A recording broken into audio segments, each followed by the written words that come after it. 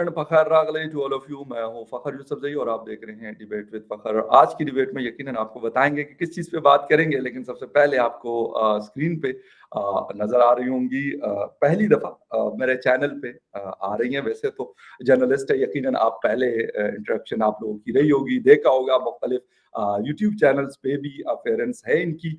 उनका इंट्रोडक्शन मैं करा दूँ। मिशा बाजवा साहिबा हमारे साथ है फ्रॉम इंडिया।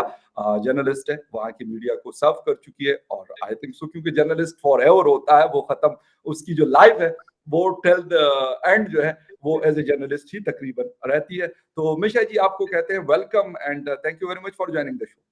बहुत-बहुत शुक्रिया मुझे अपने चैनल पे बुलाने के लिए और आपको और आपके ऑडियंस को अस्सलाम वालेकुम और बहुत अच्छा लग रहा है आपसे कनेक्ट करके। यकीनन जर्नलिस्ट की जर्नी जो है वो खत्म नहीं होती है and we are so happy and in a way blessed कि हमें टीवी से निकल के अब डिजिटल मीडिया के ज़रिए लोगों से मुखातिब होने का बिल्कुल। मौका मिल रहा है क्योंकि ये थोड़ा हमें आज़ादी देता है सच को सीधे अल्फाज में कह पाने की। बेशक बहुत एक अहम प्लेटफ़ॉर्म है और स्पेशली हमारे जो एशियन कंट्रीज़ है इसके लिए तो बहुत ही अहम प्लेटफ़ॉर्म है। जो डिजिटल मीडिया है वहाँ पे बहुत सारी ऐसी चीज़ें होती हैं जो हम बड़ी स्क्रीन पे या फिर टीवी के स्क्रीन पे नहीं बोल पाते या एडिटोरियल के मुख्तलिफ मसाइल होते हैं। वो मिशा जी को भी पता है क्योंकि मैं भी टीवी के साथ काम कर रहा होता हूँ। तो आइडिया है कि क्या चीज़ें होती हैं उसको फ़ॉलो करना होता है। वो ऐसा नहीं है कि एडिटोरियल पॉलिसी होती है और वो आपको एज ए एम्प्लॉय वहां के आपको फॉलो करना पड़ता है। मिशा जी बहुत सारी चीजें हम पढ़ते हैं पाकिस्तान के हवाले से भी हिंदुस्तान के हवाले से भी, बट एक रिपोर्ट आती है हर साल हुँ। यूएन डिपार्टमेंट की तरफ से और वो ह्यूमन राइट्स के हवाले से उन पे मुख्तलिफ वो बातें करते हैं। वो पाकिस्तान को भी कहते हैं कि यहाँ यहाँ आप लोगों ने ये गलत किया इस पूरे साल में माइनॉरिटीज के साथ, human rights violation, women rights, बहुत सारी चीजें हम देखते हैं। मेरे ख्याल में एक चीज तो अच्छी है, बट थोड़ा सा इंडिया वाले पे बात करेंगे फिर पाकिस्तान पे आएंगे। इंडिया के हवाले से अभी जो रिपोर्ट आई है एंथनी ब्लिंकन साहब कह रहे हैं कि जी ये चीजें गलत हो रही हैं, ह्यूमन राइट वायलेशन हो रही है, माइनॉरिटीज राइट्स, और ये जो जर्नलिस्ट है उनको हरास किया जा रहा है। आप खुद क्योंकि जर्नलिस्ट है, थोड़ा सा इसलिए मुझे अच्छा लगा कि आपसे पूछूंगा तो ज्यादा बेहतर हमें जो बैकग्राउंड है समझ आएगा कि वाकई ऐसा है या अमेरिका हर साल हमारे ऊपर एक प्रेशर डालने के लिए, हम जो एशियन कंट्रीज हैं कि इनको प्रेशराइज रखो कि ये चीजें जो है हमसे डरें या फिर हम जो कहें फिर वो करें।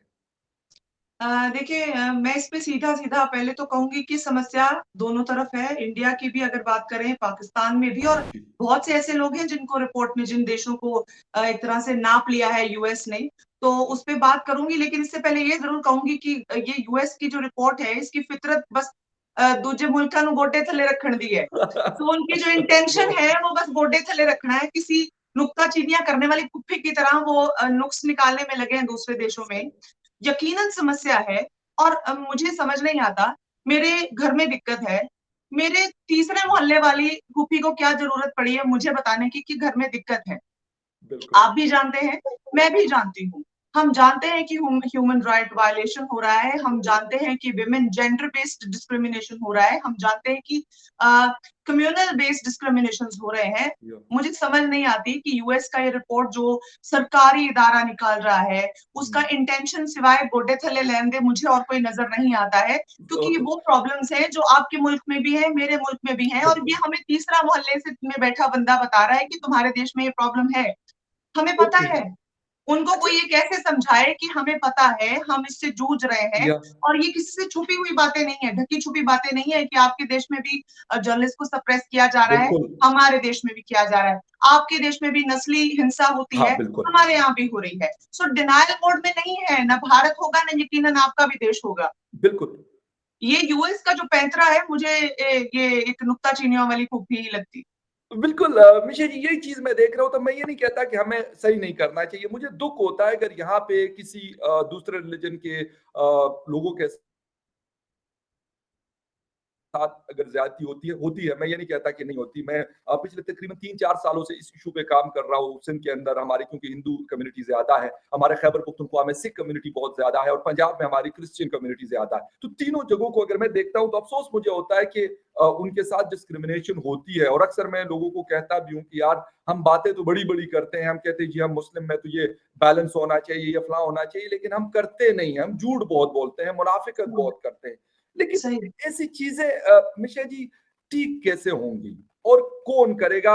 हुकूमत की ये पॉलिसी होती है कि अगर जर्नलिस्टों को दबा दिया जाए, मैं अपने पाकिस्तान की बात करता हूँ, जर्नलिस्ट को दबा दो, मीडिया को लिटा दो, तो उसके बाद हो सकते हैं हालात वाह-वाह हो जाएँ। ऐसा होता है? देखिए आपको भी पता है और मुझे भी पता है कि ये बद से बदतर की तरफ हालात हो रहे हैं। कोई बेहतरी की तरफ हम बढ़ नहीं रहे हैं।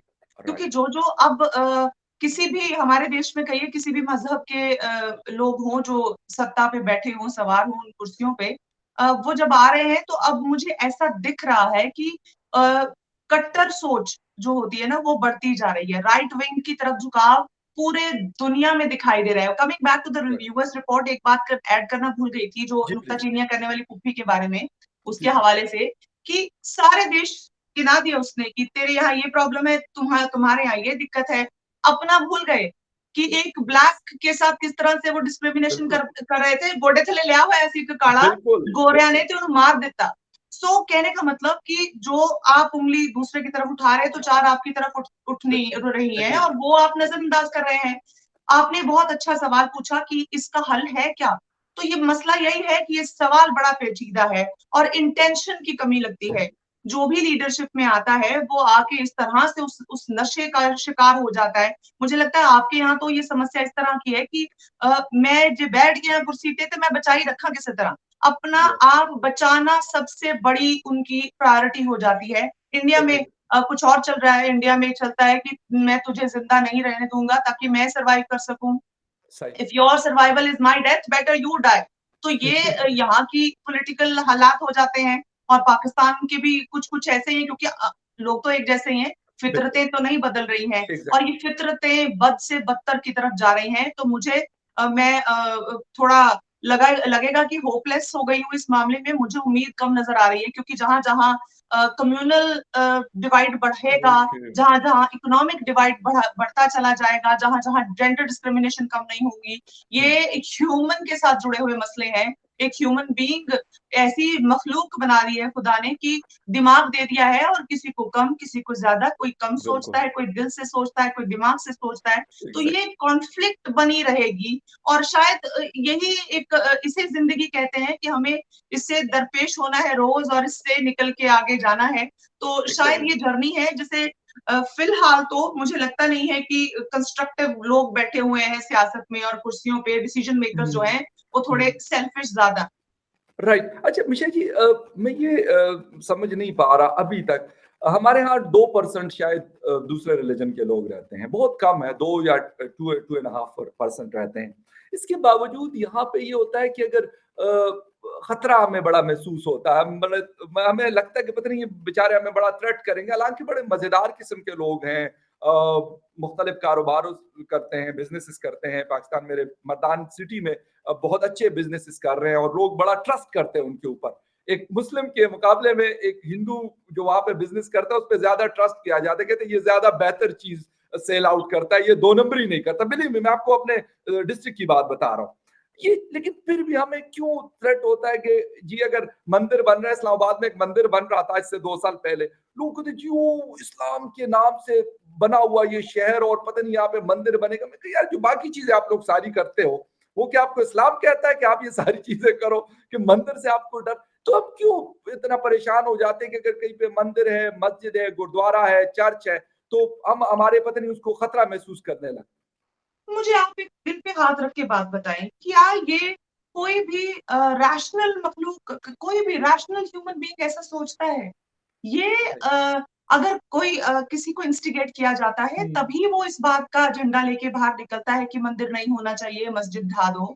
एक ये अपने आप से ना आपको फुर्सत है, ना मुझे फुर्सत है, ना एग्री मेरे मज़हब बिल्कुल ने मुझे नफ़रत करना सिखाया है, ना आपके मज़हब ने सिखाया है। बेशक तो ये कुछ कुछ जो है ना रैडिकल्स जिनको मजा आता है लोगों को भड़काने में, उनके अंदर जो इमोशन दबा हुआ है उसको फ्लेयर अप करने में, वो सही। उसका फायदा उठा रहे हैं। और ये बेचारे लोग जो किसी के कहने पे दंगे कहते हैं, होते नहीं है, दंगे कराए बिल्कुल। जाते हैं। या तो ये उस तरह की टीम है जिसको इस्तेमाल किया जाता है, और ऐसा लगने लग जाता है कि शायद सारा देश ही खराब है, और शायद सारी कौम ही खराब है, और सारे एक दूसरे के दुश्मन है। आप कह रहे हैं 2% माइनॉरिटी, हमारे यहाँ 80% की मेजॉरिटी वाले कहते हैं कि हम सुरक्षित नहीं है। तो बताइए कहाँ जाए कहाँ जाएंगे हम लोग? मतलब हर माइनॉरिटी वाले बिल्कुल। से उनको थ्रेट महसूस होता है। तो ये एक अजीब तरह का प्रोपेगेंडा है जिसका इस्तेमाल हो रहा है, और कुछ नहीं। ठीक। अच्छा, मिशा जी, आप क्योंकि इंडिया पाकिस्तान के अलावा यकीनन आप वेस्ट में भी रही हैं, देखा होगा। वहाँ पे भी हम कहते हैं जी, कोई कहता है इस्लामोफोबिया है, कोई कहता है मेरा ये, दूसरे रिलीजन वाले कहते हैं हमें थ्रेट्स मिल रही है, ये हो रहा है, वो हो रहा है। क्यों है? मतलब वहाँ एक बड़े सिविलाइज़्ड किस्म के लोग रहते हैं यकीनन, हमसे ज़्यादा एजुकेटेड, हमारे ऊपर 200 साल उन्होंने हुकूमतें की हैं, यूके वाले हो या यूएस वाले हो या कनाडा वाले हो, हमसे काफ़ी एडवांस है। उसके बावजूद वहाँ पे भी इस तरह की चीज़ें क्यों हमें मिल रही होती है? और इस तरह के वाक़यात भी देखने को मिलते हैं। अभी मैं सुनता हूँ कि जी ऑस्ट्रेलिया के अंदर मंदिरों के ऊपर मुख्तलिफ किस्म के जो है वो नारे लिखे जा रहे हैं, मतलब वो वॉल चाकिंग की जा रही है। हैरानगी होती है कि ऑस्ट्रेलिया जैसे कंट्री में, कनाडा जैसे कंट्री में, यूएस में, यूके में, वहाँ पे क्यों होता है? चले हम तो, मैं कहता हूँ कि हम तो चले, मैं मानता हूँ कि हम बहुत बैकवर्ड है अभी फिलहाल। देखिए, मुझे लगता है फ़खर इसमें ये जो देश है ना वेस्टर्न्स, जिनको हम बड़ा आइडलाइज़ करते हैं और या जहाँ हमें जाके रहना बड़ा पसंद है और जिसे मैं छोड़ बिल्कुल। के आ गई हूँ, मुझे लगता है मुझे लगता है कि ये लोग भी इस साइकी का इस्तेमाल करते हैं, इन राइट, इमोशंस को इनक्यूबेट कर राइट, सके, इसलिए इस तरह का करते हैं। जैसे अब कनाडा का ज़िक्र आता है तो मुझे जस्टिन ट्रूडो का दौर या याद आता है कि बिल्कुल। उनको जो वोट बैंक की राजनीति है ना, वो आपके और मेरे देश की समस्या अकेली नहीं है। और ये कितने भी वेस्टर्न हो जाएँ, जहाँ वोट बैंक नज़र आता है ना, वहाँ पे ये अक्खड़ देसी नज़र आते हैं। इनकी चमड़ी के बिल्कुल। ऊपर मत जाइए। तब ये उतने ही देसी हैं जितने हमारे यहाँ के पॉलिटिशियंस हैं, और ये इस तरह के सेंटिमेंट को, चाहे वो हिंदू सेपरेटिस्ट हों या फिर या ये सिख रैडिकल्स हों, ये या इनको इनक्यूबेट करते हैं ताकि अपने मुनाफ़े के लिए इनका इस्तेमाल हो सके, और सक्सेसफुल है। और ये वही तो ब्रिटिशर्स हैं, हुँ, ये वही लोग हैं जिन्होंने हमें डिवाइड एंड रूल किया है। बिल्कुल। तो इनकी इनकी जो स्किल सेट है, इनकी दिमाग की जो चाणक्य नीतियाँ जिसे कहते हैं हिंदी में, उस पे शक ना कीजिएगा। ये उतने ही देसी हैं दिल से, सिर्फ़ उनका रंग है जो बहुत ज़्यादा सफ़ेद है। Okay, right. बिल्कुल सही बात की, और ये समझने की हमें शायद मेरे ख़्याल में बहुत ज़्यादा ज़रूरत है। अच्छा, ब मिशा जी, ह्यूमन राइट्स के हवाले से हम बात कर रहे हैं, और मैं क्योंकि मज़ीद भी थोड़ा-सा करना चाहता हूँ, क्योंकि यहाँ पे पिछले कई सालों से हम लोग देखते हैं पाकिस्तान के अंदर के वैसे तो कहा जाता है कि मीडिया बहुत आज़ाद, मीडिया जो करना चाहता है, जो दिल करता है वो कह देता है, लेकिन ऐसा होता नहीं है हकीकत में। मैं ये नहीं कहता कि मीडिया को बिल्कुल ही आज़ादी है, वो कुछ भी कह दे, वहाँ मतलब कुछ भी दिखा दे, ऐसा नहीं होता, कहीं पे भी शायद दुनिया के किसी कंट्री में भी नहीं है। लेकिन फिर भी आर्म ट्विस्टिंग की जाती है। कहते हैं आप फलाँ की स्पीच दिखाएँगे, फलाँ की स्पीच नहीं दिखाएँगे, फलाँ की रिकॉर्डेड दिखाएँगे, फलाँ की लाइव दिखाएँगे। आप लोगों के यहाँ भी इस तरह की कोई चीज़ है? हमारे यहाँ है PEMRA, Pakistan electronic media regulatory authority. वो इस तरह की आर्म ट्विस्टिंग के लिए इस्तेमाल किया जाता है। वैसे बहुत अच्छा इदारा है, लेकिन अफ़सोस के साथ कि उनका काम जो होना चाहिए वो नहीं करता, कुछ और कर रहा आपके दोनों तरफ है आग बराबर लगी हुई। हमारे यहाँ भी हालात बद से बदतर हैं। जो टेलीविज़न मेन स्ट्रीम मीडिया है वो मैं कल भी किसी से इस बात का ज़िक्र कर रही थी कि पहले हमारे यहाँ एक अदारा हुआ करता था दूरदर्शन, जो सरकारी था। जी, अब बिल्कुल। लोगो बदल गए हैं तमाम ये अदारे सरकारी हो गए हैं। और जी, वही बात है कि उनको भी ग्रेस मार्क्स और उन पे भी तरस ही आता है कभी-कभी, क्योंकि करने तो वो भी दुकान लगा के बैठे हैं। और बिल्कुल। अगर दुकान पे शटर ही गिरा दिया जाएगा तो वो जर्नलिज्म का जे शुरू भी नहीं कर पाएँगे। तो उस हवाले से वो एटलीस्ट अपने-अपने लेवल पे अपनी-अपनी लड़ाई लड़ रहे हैं। हुँ, तो सफोकेशन बहुत है इस वक़्त टेलीविज़न मीडिया पे लोगों का। जितने एटलीस्ट बुद्धिजीवी वर्ग हैं, उनसे जब बात होती है, जो थोड़ा बहुत भी इंटेलेक्ट जिनका अलाइव है या कॉमन सेंस ज़िंदा है, वो ये कहते हैं कि हमें समझ में आ गया है कि खबरों के लिए अब टेलीविज़न देखना सेंसिबल नहीं है, बिकॉज़ वहाँ पर या तो आपको नफ़रत परोसी जा रही है या फिर किसी एक सरकार विशेष, अगर वो रीजनल चैनल है तो वहाँ की सरकार ओके। की बढ़ाई हो रही है, सेंट्रल गवर्नमेंट है तो सेंट्रल चैनल है तो वहां पे उसकी तारीफें हो रही हैं। तो ये पब्लिसिटी पीआर एक्सरसाइज वाले ज्यादा हो गए हैं। तो हमारे राइट। यहाँ भी और जो थोड़ी बहुत लोग आवाज बुलंद करने की कोशिश करते हैं उनको आपके यहाँ भी जमींदोज कर दिया बिल्कुल, जाता है और हाँ, हमें बिल्कुल। हमारे यहाँ भी उसकी आवाज बंद कर दी जाती है। अच्छा, हमारे यहाँ तो ये कि डायरेक्ट उठा भी लिया जाता है या कोई केसेज़ आजकल एक लॉ है यहाँ हमारे यहाँ उसका एक केस मेरे ऊपर भी आज से 2 साल पहले बना, उसकी तारीखें भी चल रही हैं। ख़ैर एनीवे कैसा वो मतलब महसूस करते हैं आप ऐसे केस में? बिलीव मी पीका एक्ट है एक और उसका मेरा केस चल रहा है अभी कोर्ट में ये अप्रैल में मेरी एक जो है वो डेट होगी जिस पे मुझे जाना है। तो मैं ये कह रहा हूँ कि बजाय इसके कि हम चीज़ों को बेहतर करें, ये मुझे ये समझ नहीं आ रही होती और ये नहीं कि ये मैं सवाल आप एज़ अ जर्नलिस्ट है आपसे पूछ रहा हूँ, मैं यहाँ पे भी मुख्तलिफ जर्नलिस्ट से जो हमारे सीनियर्स हैं, जो गवर्नमेंट के लोग हैं, जिसमें लॉ के मिनिस्टर साहब और बाकी लोग जिन्हें से भी मौका मिलता है, मैं उनसे पूछता हूँ, मैं कहता हूँ सर आप लोग खुद ठीक नहीं हो रहे लेकिन आप कहते हैं कि दूसरा सही हो जाए। हम्म। ये वाला मुझे नहीं समझ ये वतीरा मुझे समझ नहीं आता अमीषा जी कि हम इसको ठीक क्यों नहीं कर ये सकते? कल परसों भारत में एक बहुत प्रेस्टिजियस अवार्ड्स होते हैं जो जर्नलिस्ट को दिए जाते हैं। ओके, उसमें लाइफ टाइम अचीवमेंट अवार्ड मिला है इंडियन एक्सप्रेस जो अखबार है उसके गुड, एडिटर इन चीफ को। तो उनकी एक स्पीच है जिसको मैंने भी ट्वीट किया है, आपको मौका मिले तो सुनिएगा। जब अवार्ड ज़रूर। लेते हुए वो बोले कि अ, ये हालात हैं हमारे देश में कि एक जर्नलिस्ट को टेररिस्ट एक्ट में अंदर कर दिया जाता है उसकी, क्योंकि हुँ, ताकि सुनवाई ना हो सके, या बेल का मसला ना रहे, उसका कोई पूछने वाला ना रहे। तो इस तरह से बिना किसी कसूर को जस्टिफाई किए या लीगल प्रोसीजर हुँ, को ताक पे रखते हुए सालों साल उसे जेल में उसके गुजर रहे हैं और उसका कसूर सिर्फ इतना कि उसने सच दिखाने की कोशिश की। तो ये यहाँ की त्रासदी इस वक्त है और ये मजीद बढ़ती जा रही है। पिछले कुछ सालों में बद से बदतर हालात हो गए हैं। बहुत से लोग अब बोलते हुए घबराते हैं क्योंकि साथ के हाँ, साथ उन्हें लीगल केसेस के हवाले कर दिया जाता है और फिर उन पे तारीख पे राइट। तारीख वाला सिलसिला शुरू हो जाता है। तो यकीनन घुटन है और केसेस उन पे लगाए जाते हैं जिसमें टेररिस्ट एक्ट जैसे एक्ट्स का इस्तेमाल हो रहा है। ये मिश्रा जी ये यहाँ पे भी अफ़सोस के साथ कि यहाँ पे भी अगर कोई ऐसी चीज़ होती है, मैं अपने जर्नलिस्ट कम्युनिटी को कहता हूँ, मैं कहता हूँ यार आप लोग किसी के टूल ना बने, किसी भी पार्टी हम्म। के, ना इमरान खान के, ना नवाज़ शरीफ, ना ज़रदारी, ना किसी और एक्स वाई ज़ेड के। वो काम करें जो आपको एज़ अ जर्नलिस्ट करना चाहिए। लेकिन फिर भी गला घोंटने की कोशिश की जाती है, तो इंडिया में जर्नलिस्ट फिर क्या करते हैं? हमारे यहाँ तो हमने तो एक वो किया हुआ है नेशनल प्रेस क्लब के सामने हमारा प्रोटेस्ट होता है। या फिर हमारा प्रोटेस्ट जाके पैमरा के सामने होता है या फिर पार्लियामेंट ये 3 जगह क्योंकि मैं खुद जा रहा होता हूँ, तो ये 3 हम्म। जगहों पे हम जाके प्रोटेस्ट कर रहे होते हैं और बड़ा मैं ये कहता हूँ कि जर्नलिस्ट बेचारे कोशिश कर रहे होते हैं, मैं ये नहीं कहता हालाँकि बहुत टफ टाइम उनको भी मिल रहा होता है। मैं आपको बता रहा हूँ कि 2 साल से मेरा केस चल रहा है, मुझे तारीख पे लाज़मी हाज़िरी देनी होती है, मैं कहीं पे भी हूँ, मेरा लॉयर मुझे कहता है कि फ़खर साहब आपकी तारीख है फलाँ दिन आपको लाज़मी आना है, वो कुछ भी नहीं है। वो बात बड़ी मामूली सी है लेकिन उन्होंने बनाया हुआ है तो वो फेस करना है। तो वहाँ पे क्या कर रहे हैं जर्नलिस्ट के देखिए मतलब मैं तो प्रोटेस्ट और आपकी अगर आपके वो प्रोटेस्ट होते हैं वहां पे आप पीसफुली प्रोटेस्ट करते हो तो क्या उसे कवरेज मिलता है? बिल्कुल, बिल्कुल। अच्छा, चैनल फिर आप सारे थोड़ी चैनल नहीं बेहतर। देते, सारे चैनल नहीं देते लेकिन जो हाँ। वहाँ पे तकरीबन 3, 4, 5 बड़े चैनल लाज़मी उसको कवर करते हैं। तो फिर आप लोग अभी खुशकिस्मत चल रहे हैं। हमारे यहाँ ना तो जर्नलिस्ट की आवाज बुलंद होती है, वैसे तो वो इकट्ठे नहीं हो पा रहे हैं और अगर हो जाते हैं तो उनको कवरेज नहीं मिलती है, उनको नेशनल मीडिया पे स्पेस ही नहीं मिलती है।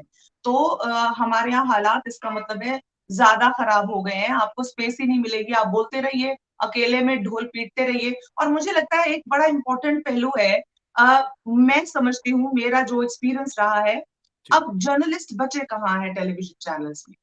एग्री उन्होंने मुनादी करने वाले या अपने-अपने टीम मेंबर प्लांट कर दिए हुए हैं। जो मैंने एग्री देखा है, आप कह रहे हैं ना कि जर्नलिस्ट को चाहिए कि वो काहे कि किसी की तरफ झुकाव करेगा, उसे अपनी या खबर कहनी चाहिए। बिल्कुल, अगर वो जर्नलिस्ट होगा तो यकीनन उसके अंदर का जो ईमानदारी है, जो उसका अपना एक कॉन्शियस है, वो उसको या कहेगा, झिंझोड़ेगा कि तुम सच बोलो। मगर अगर वो जर्नलिस्ट होगा तब। अगर वो भर्ती हो गया है किसी की सिफारिश से और किसी के कहने पे और वो बच्चा ही किसी पॉलिटिकल लीडर का है या किसी की फैमिली का है, राइट। तो कहाँ से उससे ईमानदारी की उम्मीद करिएगा? वो अगर हुँ, किसी पार्टी का है, तो वो है। तो वो कहाँ उससे जर्नलिज्म। मसला बहुत यही है कि उसके गले में जर्नलिस्ट की तख्ती डाल दी गई है। वो है कुछ ज़बरदस्त। और ही। अच्छा, और एक मैं इस टॉपिक को बस अब खत्म कर रहा हूँ, अमृतपाल सिंह साहब की तरफ भी जाना है, लेकिन जी, मैं ये कहना चाह रहा हूँ कि पाकिस्तान में अब जो चैनल्स हैं, 1-2 बच गए या 3 बच गए, बाकी ज़्यादातर यहाँ के प्रॉपर्टी टाइकॉन्स जो है उन्होंने खरीद लिए, या अच्छा। उन्होंने जो ग्रुप यहाँ पे इस्लामाबाद, लाहौर, कराची में अपना बिज़नेस कर रहे हैं प्रॉपर्टी का, तो उन्होंने अपने चैनल्स खोल लिए और धड़ाधड़ खोले जा रहे हैं। अब वहाँ पे मैं कहता हूँ कि यार, अब वो वहाँ पे अगर मैं काम करूँगा, लाज़मी बात है मुझे जो एडिटोरियल पॉलिसी दी जाएगी मैं उसको फ़ॉलो करूँगा, मेरा दिल करे या ना करे। हुँ। हिंदुस्तान में भी इस तरह की कोई चीज़ चल रही है। मैं देख रही हूँ कि हम कितने भी मुख्तलिफ हों, हम बिल्कुल सेम चल रहे हैं। हमारे यहाँ पे जो नेशनल मीडिया हाउसेज़ हैं, वो या ज़्यादातर बड़े-बड़े बिज़नेस टाइकून्स ने एक्वायर कर लिए हैं।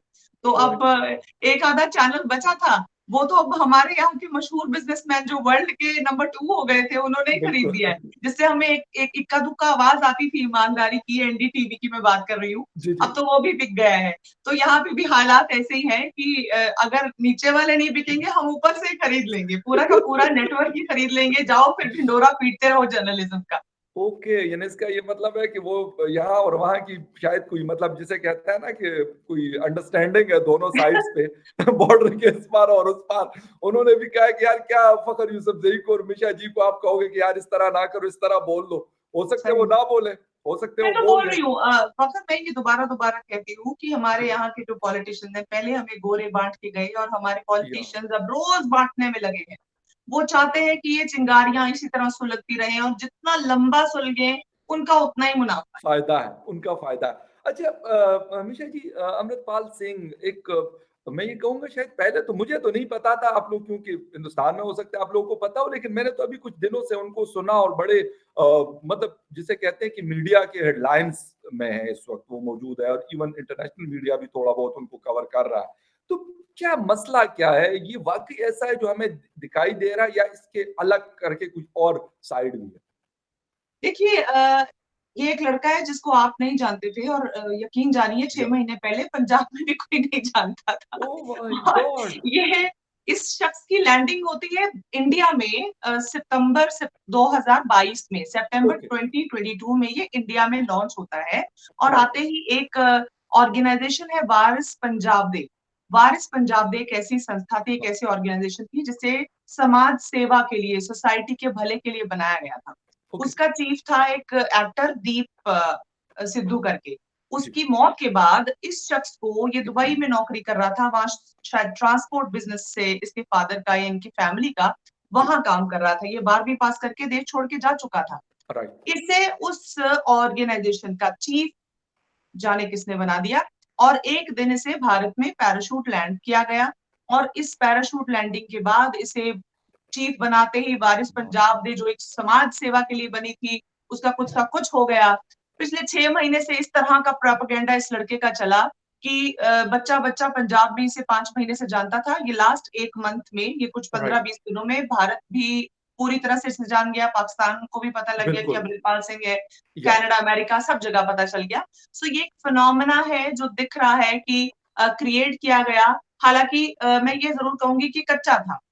कच्ची थी उसकी हुँ, तैयारी और कच्चा था उसका ओके, होमवर्क और वो एकदम एकदम से जितनी तेज़ी से चढ़ा उतनी तेज़ी से क्रैश किया है। तो कुछ ओके, इसी तरह की जर्नी रही है अमृतपाल सिंह की। उसने सोचा कि वो हुँ, शायद वो खालिस्तान का जो आवाज़ है उसका टॉर्च बेयरर बन सकेगा। या मगर ऐसा हो ना पाया क्योंकि तैयारी बहुत कच्ची थी और जल्दी उसका जो बबल है वो बस्ट हो गया। अच्छा, तो अब मेरे ख़्याल में ये क्योंकि मेरी अभी तक जितने इंडियन दोस्तों से बात हुई, वो यही कह रहे हैं कि यार ठीक है, वक़्ती तौर पे है, हो सकता है 1 महीना, 2 महीने ये चीज़ चले, लेकिन उसके बाद इस चीज़ का कोई वजूद नहीं है। जो खालिस्तान का एक मूवमेंट था शायद 80s तक या 85, 86 तक होता था, उसके बाद ये बिल्कुल ख़त्म हो गया। मतलब अब वहाँ के लोग उसको सपोर्ट नहीं कर रहे, तो फिर कैसे होगा? तो यकीन ये जाने ये बिल्कुल सही बता रहे हैं जी, आपके जो दोस्त हैं भारत वाले।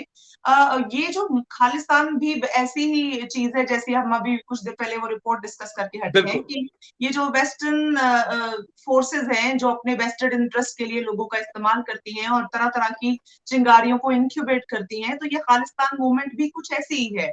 ये ओके। पंजाब में पंजाब का कोई भी बाशिंदा आपको हुँ, याद होगा भारत में किसान आंदोलन हुआ या जिसमें 700 किसानों की जान चली गई। क्योंकि वो पीसफुली बैठ के प्रोटेस्ट कर रहे थे और वो अपनी बात पे अड़े हुए थे। और बिल्कुल। उन पे तमाम तरह के इल्ज़ाम सेंटर गवर्नमेंट के रिप्रेजेंटेटिव्स ने लगाए कि ये लोग खालिस्तानी हैं, ये खाड़कू हैं, ये उग्रवादी हैं, ये हाँ, पाकिस्तान के समर्थक हैं and so on and so fourth. या मगर वो अपनी बात से हटे नहीं, डिगे नहीं और किसी ने नहीं कहा कि हम खालिस्तान की मांग करते हैं।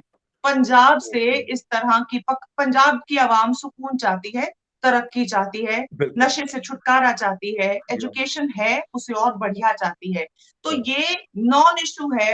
अगर ये अमृतपाल को भी खुशफ़हमी थी कि जी, वो बिल्कुल, अकेला आएगा और वो टॉर्च बेयर करेगा और मैं कहती हूँ उसका इस्तेमाल हुआ है और बड़ा शातिर इस्तेमाल हुआ है और आज बिल्कुल, उसके साथ कोई नहीं खड़ा है। उसके आका यकीनन उसको दौड़ा-दौड़ा के ही परेशान कर देंगे। बिल्कुल, वो बिल्कुल। जिनके कहने पे उसने एकदम हुड़दंग मचाया, आज वो हुँ, भी उसका साथ नहीं दे पाएँगे। तो यकीनन ये एक बबल था जो बस्ट हो गया। इसकी कोई पॉलिटिकल स्टैंडिंग भी नहीं है और वोट बैंक की राइट, अंडरस्टैंडिंग के हिसाब से भी सिख कम्युनिटी में इस तरह की आवाज़ें पंजाब में नहीं उठ रही हैं। भारत के पंजाब में ऐसी कोई आवाज़ नहीं है। बिल्कुल ठीक। ये दूसरे कोनों से आती हैं। यूके, कनाडा, अमेरिका या में अगेन मैं कहूँगी कि वहाँ इस सेंटिमेंट को इन्क्यूबेट करते हैं वहाँ के राइट, पॉलिटिशियन क्योंकि वोट बिल्कुल। बैंक है।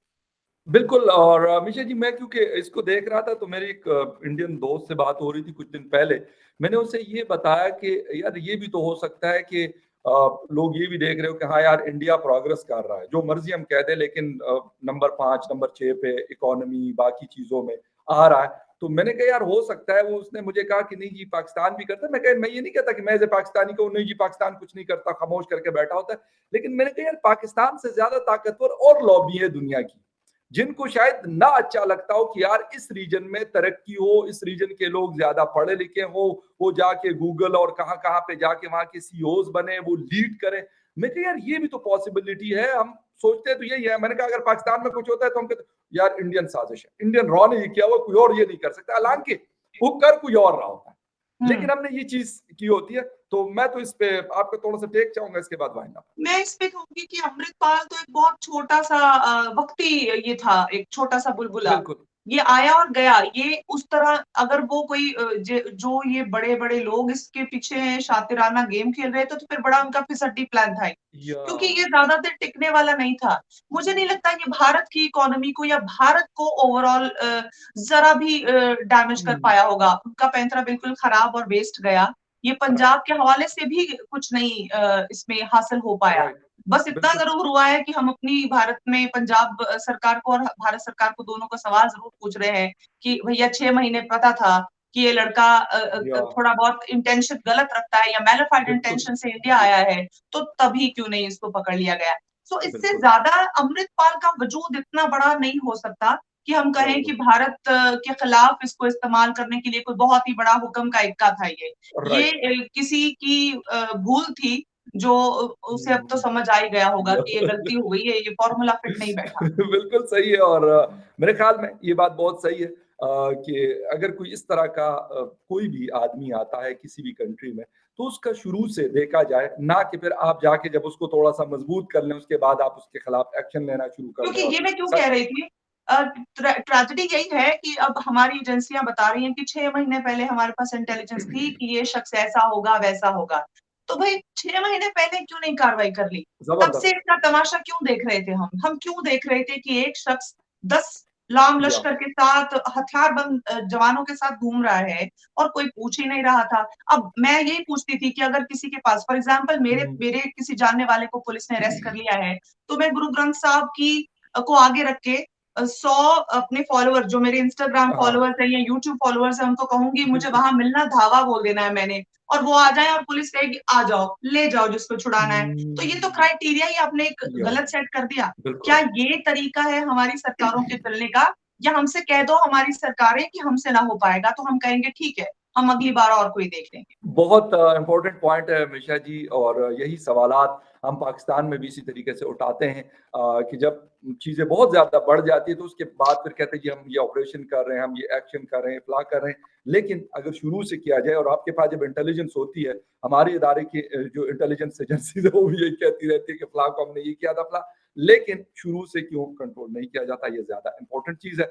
मिशा जी, आपके वक़्त का बहुत शुक्रिया कि आपने शो अमृतपाल जॉइन के किया। केस में भी कहा जा रहा है कि आईएसआई से तार जुड़े हुए हैं और बिल्कुल बता रहे मैं हैं कि 6 महीने पहले से पता था इनको। बिल्कुल, देखिए, मैं यही सवाल मैं भी करता हूँ कि अगर यहाँ पे भी कोई मुझे बताता है, पाकिस्तान के अंदर कुछ इंसिडेंट होता है कि जी फलाँ ने किया, तो मैं ये सवाल उठाता हूँ कि सर आप क्या कर रहे थे? अगर उन्होंने मैं किया भी यही कहती हूँ कि कर दे क्यों नहीं कुछ, जे तुहानू पता है ते कर दे क्यों नहीं? एग्ज़ैक्टली बिल्कुल। तो यही सवाल होता है कि अगर खैबर पख्तूनख्वा में या बलूचिस्तान के अंदर कोई चीज़ होती है, वो कहते हैं जी उनके साथ जुड़ा हुआ है, उनके साथ तारें जुड़ी हुई हैं। तो अगर तारें जुड़ी हुई हैं, तो तारें आप किस लिए आपके पास कैंची होनी चाहिए, आप उसको काटें उस सीज़र के साथ या आप सही, उसको रोकें। अगर आप नहीं रोकते तो फिर सर आपका इतना बड़ा इदारा मैं अपने इदारे की वैसे बात करूँ, मैं आप लोगों के इदारे की बात नहीं कर रहा। फिर इतनी बड़ी-बड़ी बातें और इतने बड़े-बड़े नाम, उसका क्या फ़ायदा? मिशा जी, थैंक यू वेरी मच, आपके टाइम का बहुत शुक्रिया। होपफुली आपके साथ आइंदा भी ये इंटरेक्शन जो है, ये सिलसिला जारी रहेगा। And viewers, thank you very much for watching debate with Fakhar Yusuf से। किसी और डिबेट में आपसे फिर मिलेंगे। तब तक के लिए टेक केयर। बहुत शुक्रिया और बस एक बात कहती चलूँ फिर से, मुझे ज़रा-सा 30 सेकंड जी। दीजिएगा कि आप सभी को आपके आपके व्यूअर्स